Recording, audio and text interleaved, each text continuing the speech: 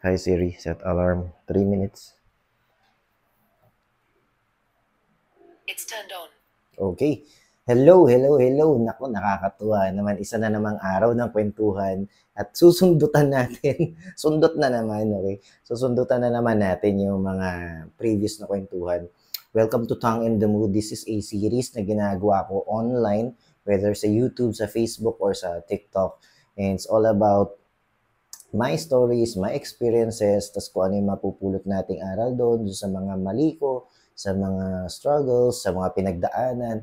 At saka syempre, ilan sa mga maipapasa ko pang mga tips, okay? Sa mga ilan naman sa mga successful na nagawa natin. Syempre, naniniwala ako, knowledge and experiences should be shared. At saka, mas maganda pa rin that we should learn from the experiences of other people. Diba? Para hindi na natin ulitin yung mga sabihin na lang natin mga flaws ng iba, okay? So, tagay muna tayo ng isang Yakult. Okay. So, naputol tayo doon sa kwentuhan ng ikikwento ko yung do build connections, ganun. Ngayon, ang gusto ko ikwento sa inyo, paano ako napunta sa pinakauna kong trabaho. So, my first job sa isang sikat na telecommunications company.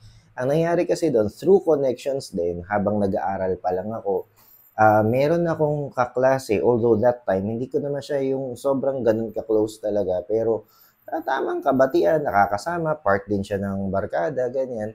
Tapos, through kwento-kwento, tanong-tanong, nabalitaan ko na she is planning na mag-apply for an OJT dito sa isang sikat na telecommunications company sa May Makati.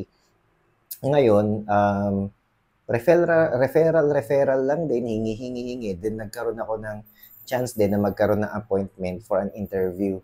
So, eto na yung interview. Dahil din sa mga connection na to, syempre, nalaman nung nag-i-interview sa akin, nung interviewer, na kaklase ko si ganito, at saka yung isa pa, kasi tatlo kami, kung hindi ako nagkakamali, tatlo kami na pumapasok as OJT doon. But to cut the long story short, bilis naman ng 3 minutes. To cut the long story short, nakapasok ako doon as OJT. And eventually, after mag-graduate, na-absorb agad. So, that's my first job na doon din ako nag-OJT. Ngayon, eto, tanong na posibleng pumasok sa isip ng karamihan, okay?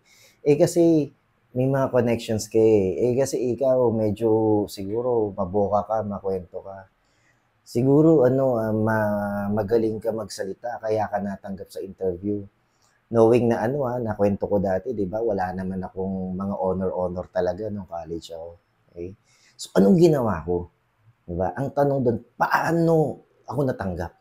Honestly, kung titingnan ng credentials, hindi talaga ako makakapasok doon. Imposible, kahit ako yung nag-i-interview, hindi ko tatanggapin tong job. Diba? Pero paano nangyari yun? Okay? Meron akong ginawa. At yun, kung ano yung ginawa ko na yun, tingin ko yun ang pag-uusapan natin sa susunod. Okay? So, bibitinin ko kayo ng konti ang pag-uusapan natin sa mga susunod. Anong ginawa ko kaya ako natanggap sa una kong trabaho. Okay? Tapos, posible rin na dugsong ko rin sa topic na yun is to answer the question siguro na nasa isip natin, paano yan, hindi ako ganito madaldal, hindi naman ako maboka, hindi naman ako ma-PR, di ba? Lahat ng yan, tatakil na natin yan. Okay? Sa mga susunod. Kaya keep on subscribing, keep on following. I'm sure kahit papano, meron ka talaga matututunan dito. Kung hindi man ikaw, edi makilala mo, di ba? May reason ba't binigay sa'yo ni Lord tong link na to at napanood mo ngayon, okay? God bless everyone and keep safe po palagi, okay? Bye-bye!